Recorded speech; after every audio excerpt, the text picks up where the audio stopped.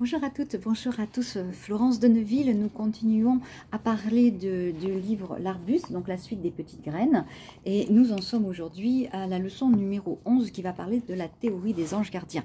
Donc en effet, donc Manon va être intriguée par le fait qu'elle voit pas mal d'heures, ce qu'on appelle les heures miroirs, comme par exemple 11h11, 12h12, 22h33. Je pense que ça vous arrive aussi, mais sachez que donc quand ça vous arrive, et surtout si vous arrive souvent, c'est que visiblement votre ange gardien vous fait un petit coucou. En effet, il y aurait plusieurs entités qui seraient là pour nous protéger, pour nous prévenir, pour nous guider, et si on sait les voir, les entendre, et notamment les anges gardiens, donc par l'intermédiaire de ces heures miroirs, mais aussi par des plumes qui sont des fois déposées sur votre passage. Je vous invite à baisser les yeux quand vous marchez et à regarder les petites plumes que vous avez. Donc c'est vrai que moi, à chaque fois que je vois des petites plumes blanches particulièrement, je sais que mon ange gardien est là et qu'il me dit que je suis sur le bon chemin.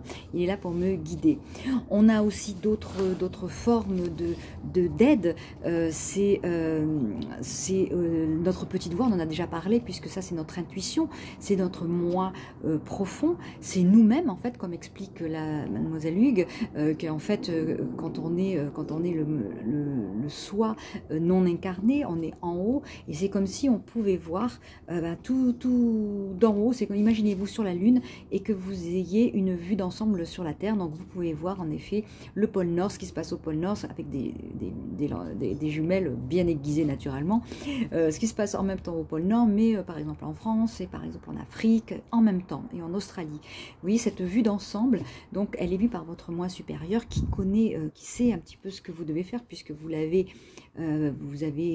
tout prévu avant de venir, vous vous en rappelez pas une fois que vous êtes là, et donc cette petite voix, vous pouvez l'écouter, c'est aussi une aide que l'on peut avoir, et on peut entendre cette petite voix quand on fait taire notre mental, le mental dont on va parler dans la vidéo prochaine. Donc en attendant, aujourd'hui on va un petit peu se baser sur les anges gardiens, parce que les anges gardiens, on a plein de livres que je vous conseille de lire dans ces petites collections.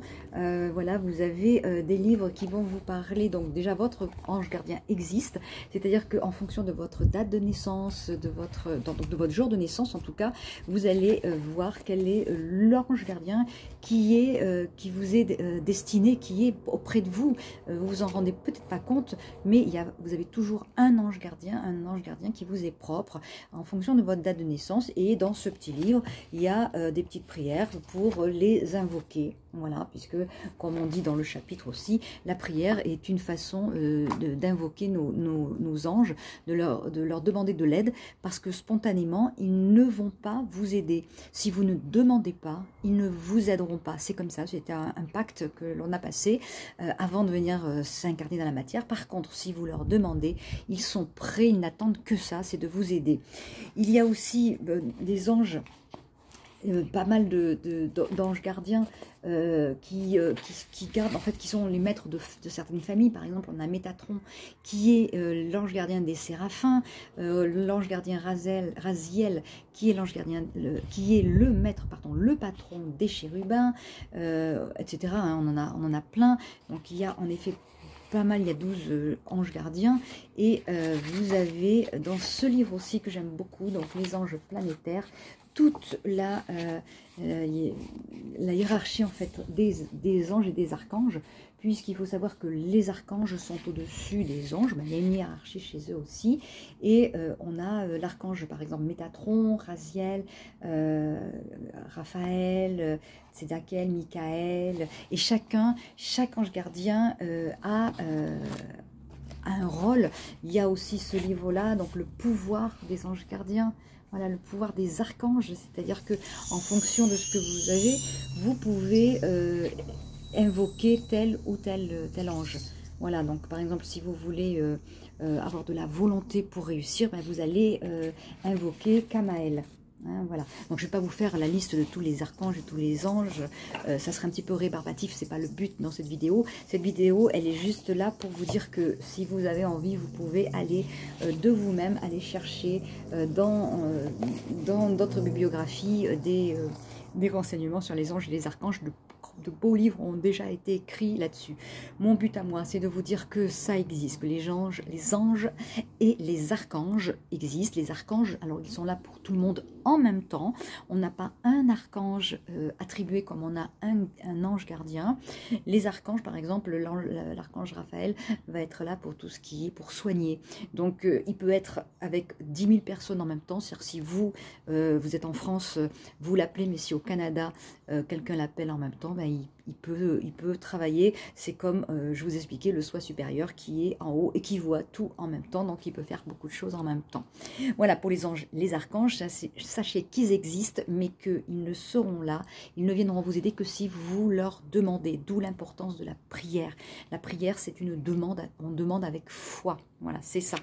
Il y a aussi des petits clins d'œil à ces guides. Si vous n'y croyez pas, c'est aussi le doudou. On en parle dans le livre, parce que le doudou, c'est quoi en fait finalement? Vous remarquerez que les enfants, quand ils naissent, quand vous êtes petits, vous avez tous, on a tous un doudou, quel qu'il soit. Hein. Moi, c'était mon oreiller. Il y a beaucoup d'enfants qui ont des nounours, des peluches. En fait, quel que soit, ça peut être un drap, quel que soit le doudou. En fait, il représente. En fait, c'est l'incarnation de notre guide sur Terre. C'est-à-dire comme notre guide.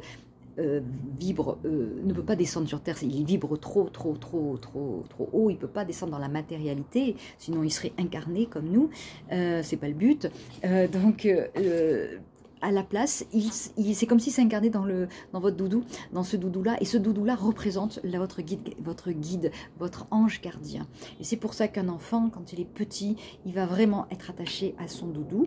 Et puis quand l'âge de la sagesse arrive, à 6-7 ans, vous remarquerez que spontanément, les enfants n'ont plus de doudou, hein, parce que ils commencent à grandir et à se détacher un petit peu du monde céleste, ce qui est bien dommage, certes. Donc, à nous de nous en rappeler, en tout cas, c'est un petit peu ma mission ici, c'est de vous rappeler que vous n'avez peut-être pas plus de doudou parce que vous êtes grand. Voilà, c'est comme ça, c'est dommage parce qu'on pourrait peut-être garder un doudou, mais disons, vous n'avez plus de doudou, alors dites-vous bien que c'est pas parce que vous ne l'avez plus que votre ange gardien n'est plus là. Non, au contraire, il est toujours là. Et je suis sûre que si vous faites marcher votre mémoire, vous allez avoir un souvenir où un jour il vous est arrivé quelque chose et vous avez entendu quelque chose vous prévenir, vous avertir, ou en tout cas vous avez des signes que votre ange gardien est bien là. Voilà, regardez bien vos miroirs quand votre ange gardien veut vous envoyer un message, il vous envoie des heures miroirs. Je vous dis à très bientôt pour la vidéo prochaine. Au revoir.